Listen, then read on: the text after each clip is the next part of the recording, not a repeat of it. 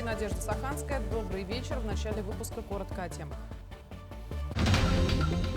В Вилюйске открыли новый лечебный корпус Центральной районной больницы. Здание оснащено МРТ, первично-сосудистым, родильным, детским отделениями и реабилитацией. В Верхневилюйском районе в последний путь проводили героя России Алексея Петрова. Память о нем навсегда останется в страницах истории России. Подвижки льда начались на реке Лени. По данным синоптиков, ледоход в Якутске ожидается 17 мая.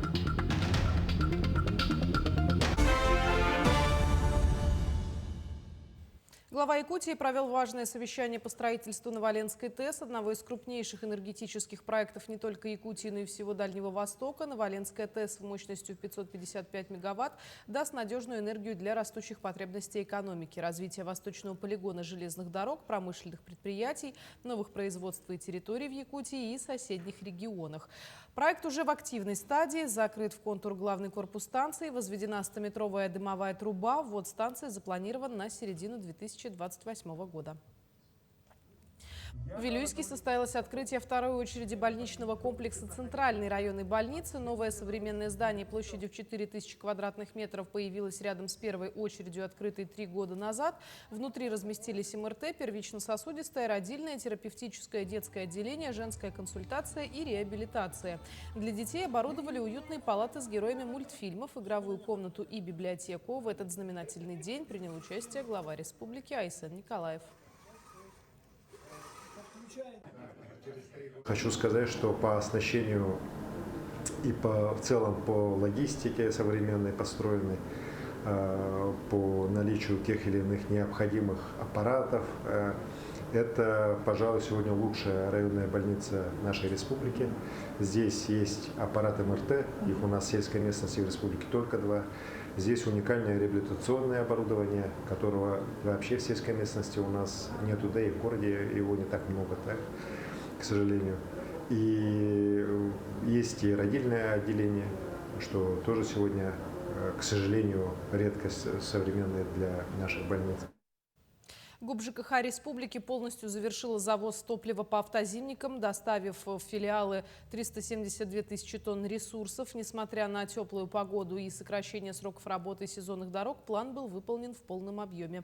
Для перевозки задействовали 400 единиц техники. На долю предприятия пришлось около 75% всех грузов, перевезенных по зимникам Якутии в этом сезоне. Это позволило сформировать надежный запас топлива в арктических и труднодоступных населенных пунктах. На трассе Амга в Усть-Майском и Мегино-Кангаласском районах ввели ограничения для грузовиков. На мосту через реку Акра максимальная масса транспорта снижена до 5 тонн. Ограничение введено для безопасности и предотвращения полного разрушения моста большегрузами. Кроме того, на участке с 38 по 96 километр трассы Амга временно ограничили грузоподъемность до 3,5 тонн. Причина – дефекты и повреждения дорожного полотна, которые делают движение небезопасным. Правительство России расширило программу льготной дальневосточной и арктической ипотеки. Теперь ее смогут получить участники СВО из приграничных регионов и отдельные категории медицинских работников. По словам вице-премьера Юрия Трутнева, это поможет привлечь на Дальний Восток и в Арктику квалифицированные кадры и поддержать тех, кто защищает страну. Программа уже показала впечатляющие результаты. 202 тысячи семей и специалистов получили жилье с кредитом под 2%, а общая сумма выданных займов превысила 1 триллион рублей. Сегодня в Верхневилюйске прошло траурное мероприятие прощания с героем России Петровым Алексеем Рафаэловичем. Проститься с ним пришли его родные и друзья, участники специальной военной операции и представители всех наследов Улуса. Он был настоящим защитником Отечества, примером мужественности и отваги, храбрым бойцом своей родины. Даже после возвращения домой он ежедневно продолжал поддерживать своих товарищей, встречался с жителями республики. Несмотря на боль, Алексей Рафаэлович показывал силу духа настоящего патриота. Память о герое России, его подвиги во имя мира на земле навсегда останутся в страницах истории России. Познакомились мы с ним в Веке, он мой командиром был. Тренировал меня. Там познакомились. Ну, там вместе и воевали. Мужик он хороший. И всегда поддержит себя, поможет. Он человек тот, который всегда руку подаст в трудный момент. И никогда не откажет. Так же он на войне делал. Он ни разу никому не отказал. И всегда руку все подавал. Вот там мы с ним познакомились, там мы и стали друзьями.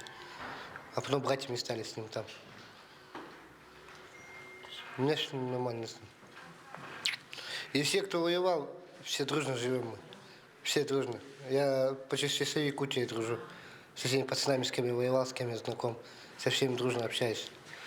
И всегда мне все поддерживают и помогают.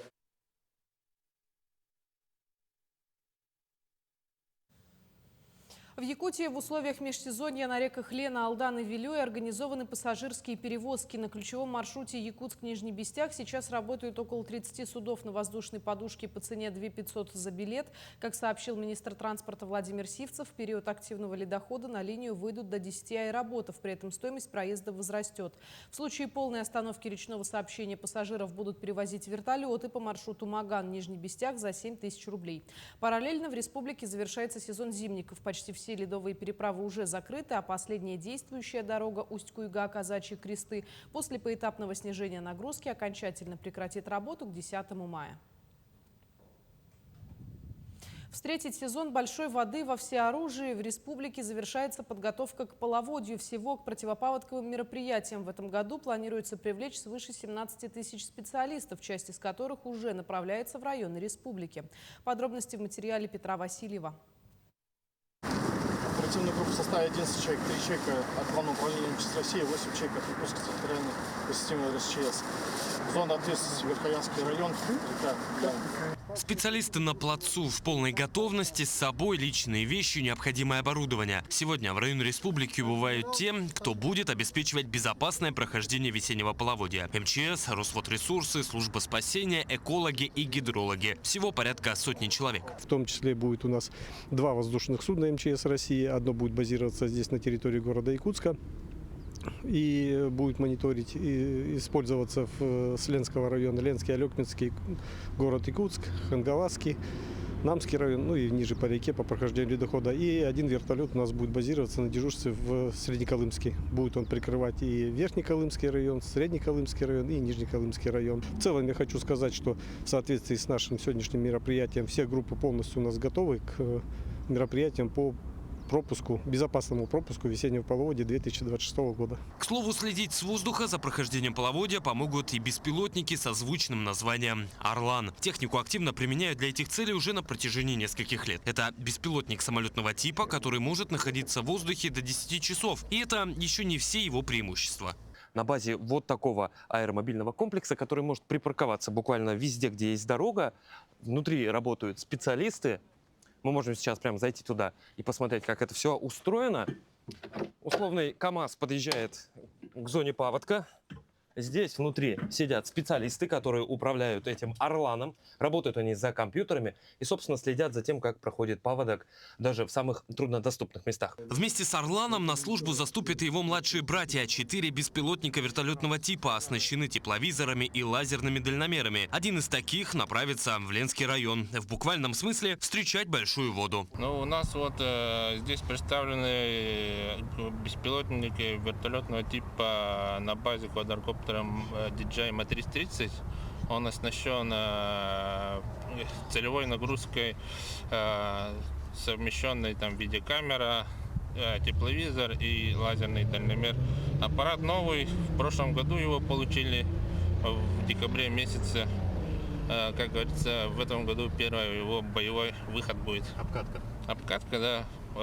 Я его беру в составе оперативной группы ОГ-1 «Лена». Вся техника, которая сегодня выезжает в районы, в том числе тяжелая, вездеходы, мобильные станции, лаборатории, универсальна и находится в готовности к работе как в период предстоящего половодья, так и в период пожароопасного сезона, который тоже не за горами. Петр Васильев, Артумен Наговицын, Якутск. В Музее истории и краеведения Усть-Алданского улуса открылась выставка «Редкие экспонаты рассказывают». Экспозиция посвящена 75-летию со дня рождения археолога, этнографа, ученого, автора монографии «Военное дело якутов» Федора Васильева. Экспозиция рассказывает о военном ремесле якутов до прихода русских и после их прибытия. Также местный мастер республики народных промыслов Семен Петров показал юношам мастер-класс по заготовке стрелы и якутского лука. Весь его 75-летие сегодня проходит мероприятие, выставка, где находится оружие якутского народа. У нас выставлены ценные экспонаты кылыс, якутский меч и вот нарезное оружие 19 века. Это два у нас раритетных экспоната сегодня выставлены. В Якутске состоялась презентация книги, посвященной Иннокентию Тарбахову, маэстро якутской кухни. Автором выступил Олег Гаврилев, журналист, заведующий кафедрой журналистики СВФУ. Издание посвящено жизненному пути, творческим исканиям и бесценному вкладу Тарбахова в возрождение, сохранение и развитие якутской кулинарной культуры. Книга станет ценным ресурсом для профессионалов индустрии гостеприимства, исследователей этнографии и всех, кто интересуется культурным наследием республики. Отмечу, что книга издана в рамках знаменитой серии «Жизнь замечательных людей». Биография продолжается. Конечно, для этого мне понадобилось больше времени, чем я думал, больше года. Ну, на самом деле, чтобы написать качественно, конечно же, объять все необъятное, потому что это очень биография очень интересная. Ну и, конечно же, очень мне помогали семья, потому что Антонина Семеновна собрала большой архив. То, что в нем написано в газетах, в журналах, это мне очень помогло, конечно. В селе Бердигистях завершился региональный этап старшей возрастной категории Всероссийской военно-патриотической игры «Зорница 2.0». В течение 5 дней 13 отрядов из муниципальных районов и городских округов республики проходили комплексные испытания, демонстрируя высокий уровень подготовки, сплоченность и стремление к победе. Общий зачет по итогам 19 дисциплин таков. Первое место – отряд «Отвага», Хатасская школа, город Якутск. Второе место – отряд «Махсагол», Горный Улус. Третье место – команда «Молот» из Амгинского Улуса. Победитель регионального этапа получил право представлять Якутию на окружных сборах с последующим участием во всероссийском финале. Бывает. Но на региональных этапах, как правило, приходят уже более такие подготовленные, наставники с ними работают. Очень большая работа для наставников, то есть это для преподавателей АБЗИР.